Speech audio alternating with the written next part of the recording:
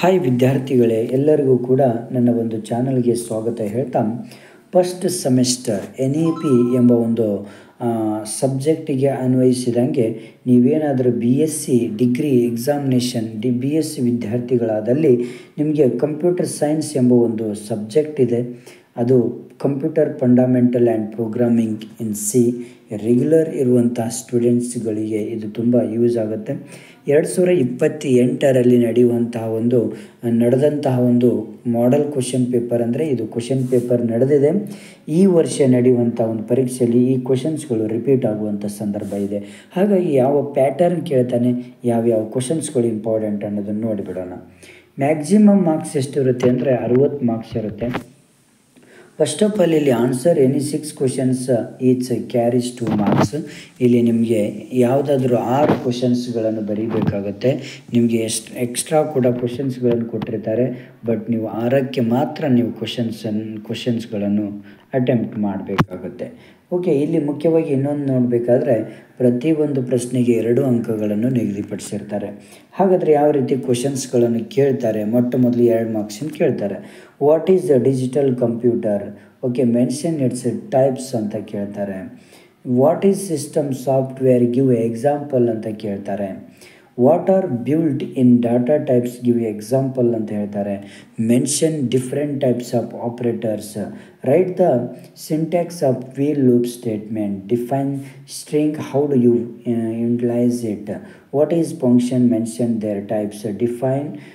Define and structure ಅಂತ ಇಲ್ಲಿ ನೋಡುತ್ತೀವಿ. Okay, next second, answer any 3 questions each carries 2 marks. ಇಲ್ಲಿ ಪ್ರತಿಯೊಂದು ಕ್ವಶನ್ಸಿಗೆ 4 ಅಂಕಗಳು ಇರುತ್ತೆ. ಇಲ್ಲಿ ಯಾವುದಾದ್ರೂ 3 ಕ್ವಶನ್ಸ್ಗೆ ನೀವು ಅಟೆಂಪ್ಟ್ ಮಾಡಬೇಕಾಗತ್ತೆ. ಪ್ರತಿಯೊಂದು ಪ್ರಶ್ನೆಗೆ 12 ಅಂಕಗಳನ್ನು ನಿಗದಿಪಡಿಸಿರ್ತಾರೆ. Okay, first brief like explain the classification of computer, explain computer languages, explain boolean operators with truth table, explain algorithm and flow chart with example. ಇವೆಲ್ಲ ಮೇನ್ ಇಂಪಾರ್ಟೆಂಟ್ ಕ್ವಶನ್ಸ್ಗಳು. ಓಕೆನಾ? ನೆಕ್ಸ್ಟ್ ಪ್ಯಾಟರ್ನ್ ಬಂದ್ಬಿಟ್ಟು ಇಲ್ಲಿ ಇನ್ನೊಂದು ಪ್ಯಾಟರ್ನ್ ನಿಮ್ಗೆ ಏನು ಕೇಳ್ತಾರೆ ಅಂದರೆ answer any 3 questions each carries 2 marks. ಇದು ಆಲ್ರೆಡಿ ಹೇಳಿದೆ ನಿಮಗೆ. Next answer any 3 questions each carries 2 marks. ಇಲ್ಲಿಯೂ ಕೂಡ ನಿಮಗೆ 3 ಪ್ರಶ್ನೆಗಳನ್ನು ಕೇಳ್ತಾರೆ.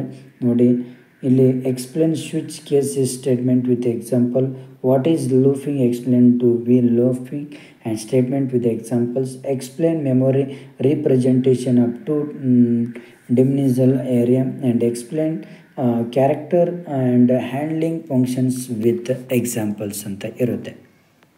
Next question number 5th last pattern ಇದು. Answer any 3 questions is carries to 4 marks. 3 into 4.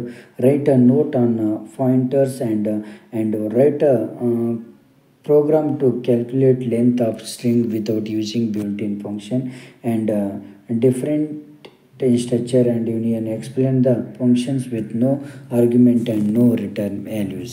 Okay, ಈ ರೀತಿಯಲ್ಲಿ ನಿಮಗೆ ಪ್ಯಾಟರ್ನ್ ಬರುತ್ತೆ. ಎಲ್ಲ ಕ್ವಶನ್ಸ್ಗಳು ಕೂಡ ತುಂಬ ಇಂಪಾರ್ಟೆಂಟ್.